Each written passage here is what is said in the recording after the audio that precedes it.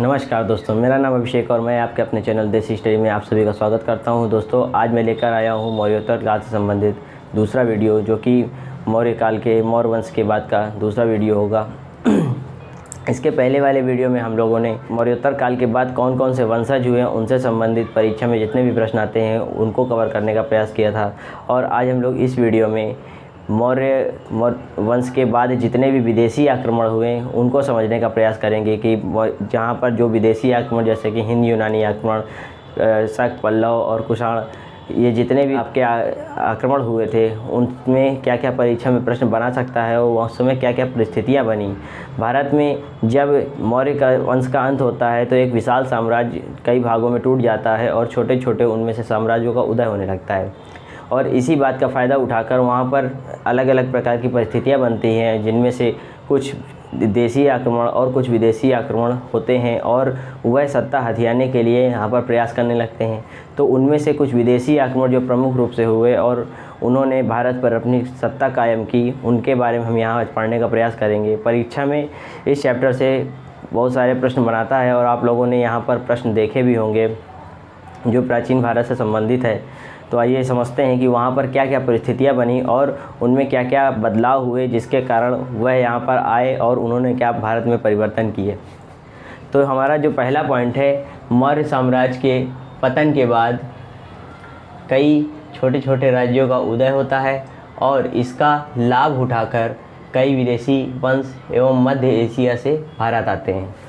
दोस्तों, यहाँ पर मैंने बताया कि जब भारत में किसी एक विशाल साम्राज्य का अंत होता है और छोटे छोटे भागों में वह राज्य कई भागों में टूट जाता है, तो जब राजा कमज़ोर होने लगता है तो उसकी सत्ता कब्जाने के लिए जो उससे मजबूत राजा होते हैं या विदेशी जो भी राजा थे, उन्होंने इस स्थिति का फ़ायदा उठाने का प्रयास किया और उसी के संबंध में उन्होंने यहाँ पर धीरे धीरे भारत में प्रवेश करना प्रारंभ किया। उन्हीं में से हमारे जो वंश आए उनको हम लोग विदेशी वंश के नाम से जानते हैं। उनमें प्रमुख रूप से हिंद यूनानी शासक, शक शासक, पल्लव शासक और कुषाण शासक आते हैं।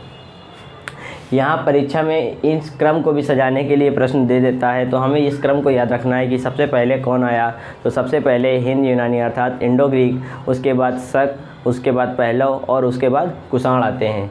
इनको हम लोग दूसरे नाम से हिंद यूनानी को हिंद यूनानी या ग्रीक या बैक्ट्रियाई, इन तीनों नामों से इंडो ग्रीक को भी संबोधित किया जाता है।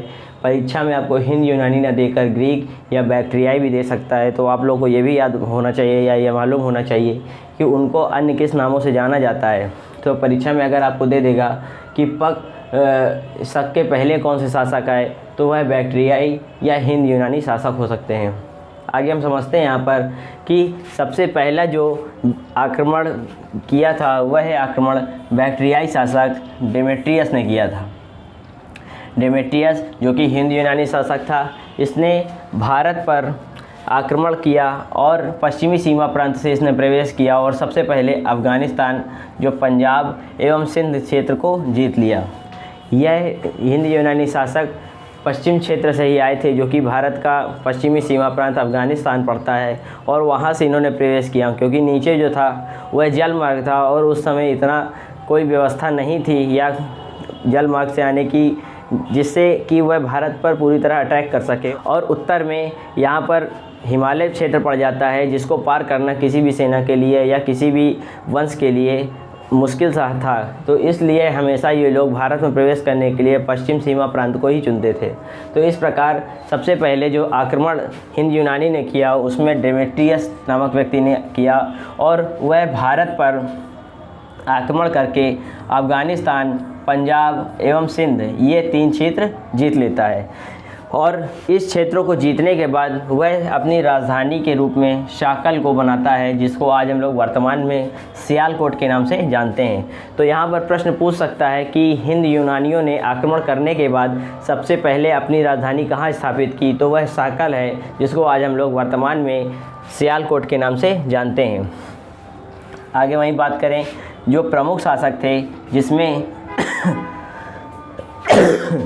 आगे वहीं हम बात करते हैं कि इस वंश के जो प्रमुख शासक रहे उनको क्या वह कौन से थे या उनको क्या नाम दिया गया। तो वह शासक मिनांडर या मिलिंद थे, जिन्होंने 165 से 145 के बीच में BC के बीच में आक्रमण किया था और यहाँ पर वह प्रमुख शासक के रूप में जाने गए। मिनांडर को प्रमुख शासक क्यों कहा जाता है? क्योंकि इनके समय भी काफ़ी महत्वपूर्ण घटनाएं हुई थी और उन्हीं में से एक प्रमुख चीज़ जिसमें मिनांडर एवं नागसेन के प्रश्नों का उत्तर है, एक साहित्य का संकलन किया गया था। उसमें उस साहित्य का नाम मिलिंद पन्हो था। यह परीक्षा में प्रश्न कई बार पूछा जा चुका है, जिसे मिलिंद के प्रश्न के नाम से जाना जाता है। और इस मिलिंद पन्हो में मिनांडर शासक एवं नागसेन जो भारतीय शासक थे, इसमें इनके प्रश्न और उत्तरों का संकलन किया गया है। तो यहाँ पर पूछता है कि मिलिंद पन्हो किससे संबंधित है, तो वह मिनांडर एवं नागसेन के प्रश्न उत्तरों का संकलन है। तो इस प्रकार हम लोग देखते हैं कि यहाँ पर मिनांडर, जिनको मिलिंद नाम से भी जानता है, वह इस हिंद यूनानी शासक के एक प्रमुख शासक के रूप में जाने जाते हैं। आगे हम समझते हैं कि यहाँ पर जब हिंद यूनानियों ने भारत देश में आक्रमण किया तो उनके आने से यहाँ पर क्या क्या प्रभाव हुए, या इन्होंने जब हिंद यूनानी क्षेत्र से आते हैं तो क्या क्या चीज़ें लेकर आते हैं और यहाँ पर किन किन नई चीज़ों की शुरुआत करते हैं, तो उन्हें समझते हैं। तो यहाँ पर अगर हम प्रभावों की बात करें तो यहाँ पर सर्वप्रथम सोने के सिक्कों का प्रारंभ भी इन्होंने ही किया था। यहाँ पर प्रश्न पूछ लेता है परीक्षा में कि सर्वप्रथम सोने के सिक्कों की शुरुआत किसने की थी, तो वह हमारे हिंद यूनानी शासक हो जाएंगे या इंडो ग्रीक हो जाएंगे, जिन्होंने सर्वप्रथम सोने के सिक्कों की शुरुआत की। आगे हम बात करते हैं तो यहाँ पर अगला बिंदु है कि ये ऐसे प्रथम शासक थे जिनके सिक्के से काल एवं राजा की नियुक्ति की जानकारी मिलती है। आगे यहाँ पर हम देखते हैं कि इन्होंने एक नई व्यवस्था की शुरुआत की।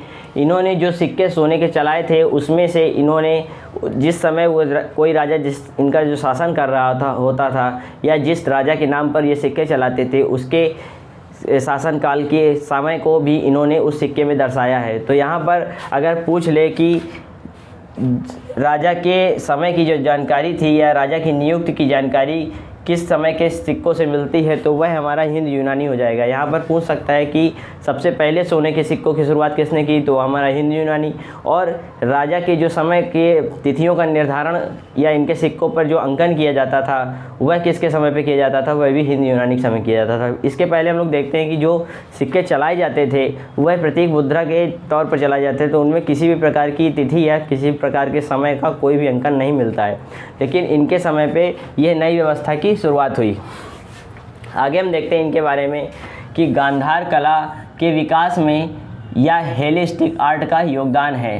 गांधार कला क्या थी, तो हम लोग यहाँ पर यह समझेंगे कि जब भारत का जो पश्चिमी सीमा का क्षेत्र था, जैसे कि ये गुजरात का क्षेत्र हो गया और इधर ये पाकिस्तान या अफ़गानिस्तान का क्षेत्र है, इधर से जब ये लोग आते हैं और इधर से भारतीय कला का मिश्रण होता है तो वह गांधार कला कहलाती थी, क्योंकि गांधार जो था वह तक्षशिला का क्षेत्र था। और यहाँ पर इस कला का जो विकास हुआ उसमें हेलेनिस्टिक आर्ट का योगदान हुआ।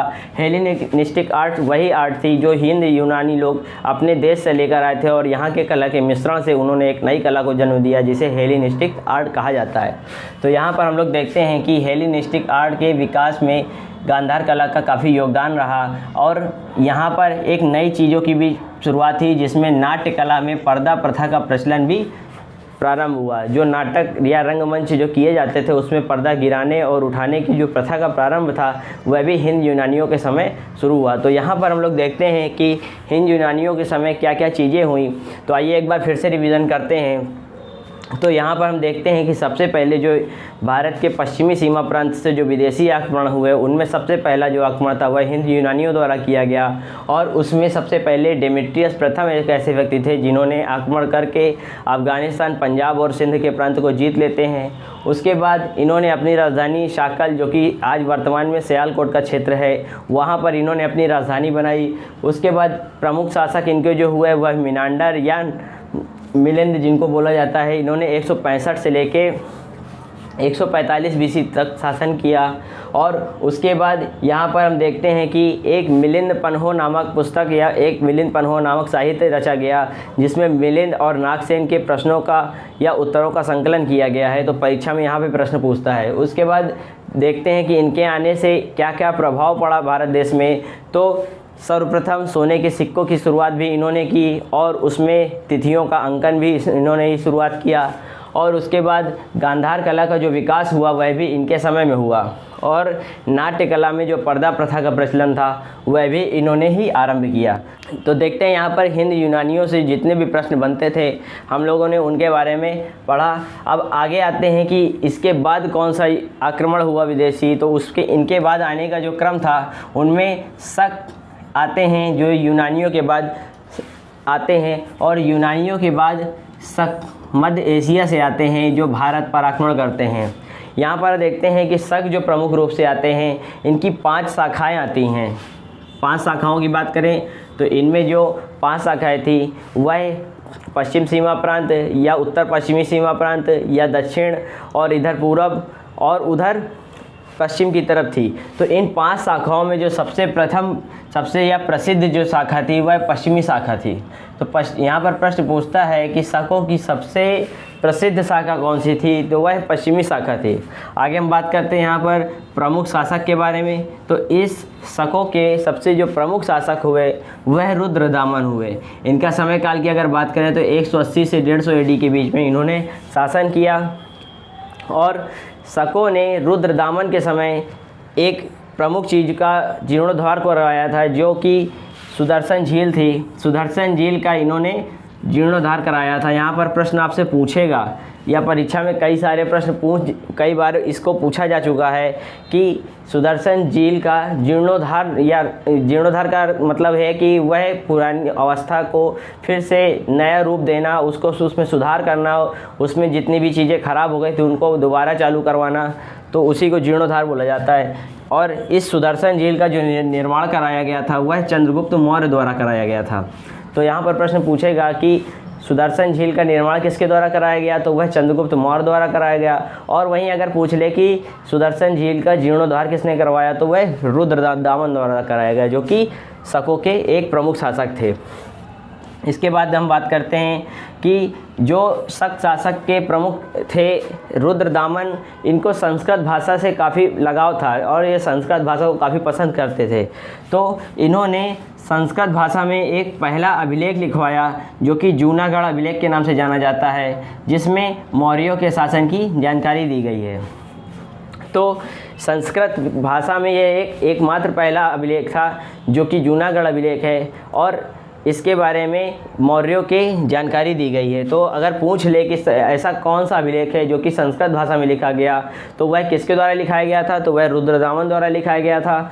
और उस अभिलेख का क्या नाम है, तो वह जूनागढ़ अभिलेख है।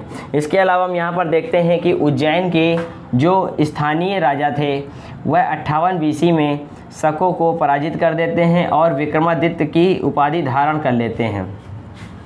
तो शकों को पराजित करने के क्रम में जब शकों की 5 शाखाएं भारत में विस्तृत हो गई और धीरे धीरे भारत के आंतरिक भाग में अपनी सीमा का विस्तार कर रहे थे, तो वहाँ पर जो स्थानीय राजा पहले से मौजूद थे उन्होंने भी शकों के ऊपर अटैक किया और उनको पराजित कर दिया। और उनको पराजित करने के क्रम में उन्होंने विक्रमादित्य की उपाधि धारण की। यह उपाधि शकों को पराजित करने के उपलक्ष्य में उन्होंने अपने आप को गौरवान्वित करने के लिए धारण की थी, और उसी के उपलक्ष्य में इन्होंने विक्रम संवत की भी शुरुआत की। विक्रम संवत जो कि अपने हम लोग कैलेंडर में देखते हैं, यह 58 BC अर्थात 1 ईस्वी से पहले चलता है। 1 AD जो कि एनोडोमियन वर्ष होता है, यह 58 BC उससे पहले चलता है कि तो अर्थात हम लोग यहाँ पे देखेंगे कि जो विक्रम संवत होता है वह अगर निकाला जाए तो आज हम लोग 2020 में या 2021 की अगर बात करें तो इससे हम लोग 58 वर्ष पीछे जाएंगे। और इसके बाद हम लोग यहाँ पर इस प्रकार हम लोग देखते हैं कि शकों के जितने भी महत्वपूर्ण बिंदु थे जिनके आधार पर प्रश्न बनाए जा सकते थे उनको हम लोगों ने यहाँ पर कवर किया। इस प्रकार हम लोग देखते हैं कि शकों ने किस प्रकार भारत में अपना वंश स्थापित किया और वहाँ पर किस प्रकार इन्होंने आक्रमण करके भारत पर अपनी शाखाएं स्थापित की। और इसके बाद वाला जो क्रम होगा वह इनके बाद पहला जो है जिनको पार्थियन के नाम से भी जाना जाता है, इन्होंने भारत पर आक्रमण किया था। और यह ज़्यादा महत्वपूर्ण वंश नहीं है परीक्षा की दृष्टि से, क्योंकि इसमें ज़्यादा ऐसे कोई शासक नहीं हुए जिन्होंने महत्वपूर्ण कार्य किए हों, और इतिहास में उन्हीं लोगों की जानकारी दी जाती है या उन्हीं लोगों के बारे में जानकारी हमें रखनी होती है जिन्होंने महान कार्य किए हैं और जिनसे परीक्षा में प्रश्न आने की संभावना ज़्यादा है। और यहाँ पर हम लोग देखते हैं कि पहलव के जो राजधानी इन्होंने बनाई थी वह तक्षशिला का क्षेत्र बनाया था। जो राजधानी इन्होंने स्थापित की वह तक्षशिला को बनाई और इनके जो प्रमुख शासक थे वह गोंदो फर्निस थे, जो कि एक पादरी थे और इन्होंने ही आकर भारत पर पहलव थे जो शकों के बाद आकर भारत में अपनी शाखा स्थापित करते हैं। आगे हम बात करते हैं यहाँ पर कुषाणों के बारे में। तो कुषाण जो कि बहुत महत्वपूर्ण है परीक्षा की दृष्टि से और यहाँ से प्रश्न कई सारे पूछे जाते रहे। तो कुषाण कब आए थे? तो कुषाण जो थे वह पहलवों के बाद आए थे और ये चीन के प्रांत से आए थे। यह चीन की एक प्रमुख जनजाति थी, यूची या तोखरी जनजाति। यह वहाँ उससे संबंधित थी और यह मध्य एशिया के माध्यम से भारत आए थे। दोस्तों, जैसा कि मैंने बताया यहाँ पर कि भारत में जितने भी विदेशियों के आने का क्रम रहा है वह इधर पश्चिम एशिया का जो क्षेत्र था वहीं से ये लोग आते थे। इनके आने ये चीन के बीच में पड़ता है हिमालय पर्वत, जिसे क्रॉस करना काफ़ी मुश्किल है और ये लोग वहाँ से नहीं आ सकते थे और नीचे जलमार्ग पड़ता था, यहाँ से आना भी संभव नहीं था। इसलिए ये लोग सबसे पहले चीन से मध्य एशिया जाते हैं और मध्य एशिया से फिर भारत में प्रवेश करते हैं। तो अगर इनके मार्ग को पूछा जाए कि ये लोग कहाँ से आए थे तो यह चीन से होते हुए मध्य एशिया और मध्य एशिया के बाद ये लोग भारत में आए थे। इनको ये भी अपनी शाखाओं को 5 कुलों में बांट देते हैं और ये 5 कुलों में विभाजित थे, जिसमें सबसे प्रमुख क्या थे? कुषाण थे, जिनको कुषाण के नाम से हम लोग आज जानते हैं। अगर इनकी संस्थापक की बात करें तो इनके जो संस्थापक का नाम था वह कुजुक कड़फिसेस था।